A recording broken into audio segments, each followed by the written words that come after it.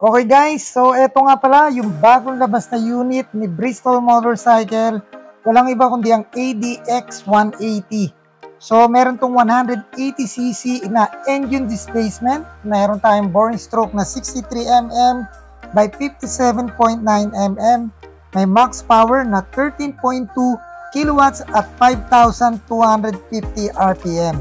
May max torque na 15.7 Newton meter at 6,500 RPM. So para naman sa kanyang fuel tank capacity, meron tayong 11 liters. So sa kanya namang wheelbase, 1,330mm, may weight na 145 kg at may seat height na 795mm.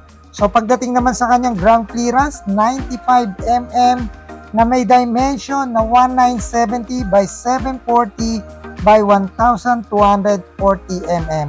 Size ng gulong sa unahan, 110/80 by 14. Syempre, naka-tubeless tayo dyan. Pagdating naman sa likuran, 120/70 by 13 na naka-spoke rim tayo dyan. Makikita nyo. Then, naka-CVT type tayo dyan. Syempre, pagdating naman sa kanyang mga ilaw, naka-LED tayo dyan. Then, dito naman sa harapan, meron tayong daytime running light with matching projector. So, napakaliwanag niyan guys pag nakita nyo sa personal. At napaka-forma syempre. Pagdating naman sa kanyang panglikuran guys, makikita nyo kanyang tail light at saka yung kanyang signal light. So, naka-LED light tayo dyan. Okay, so pagdating naman dito sa kanyang panel na sobrang laki, sinlaki yata yan ng tablet. Napakalinaw niyan guys pag nakita nyo. Then, ito yung kuha niya sa kanyang front cam. So, napakaliwanag din, no? Okay. Ang motor na to guys is equipped ng TCS. May traction control tayo dito, naka TFT, syempre naka dashcam. Meron tayong dual channel ABS, may idling stop. Syempre naka keyless tayo dyan.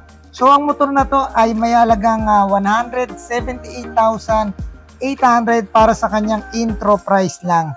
Okay guys, so yan, available yan dito sa may Bristol Motorcycle Imus Cavite.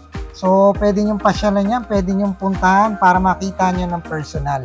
Okay, so yun guys, kung di pa kayo nakasubscribe, syempre, subscribe na kayo. J Motors TV lang yan sa inyong YouTube at Facebook account.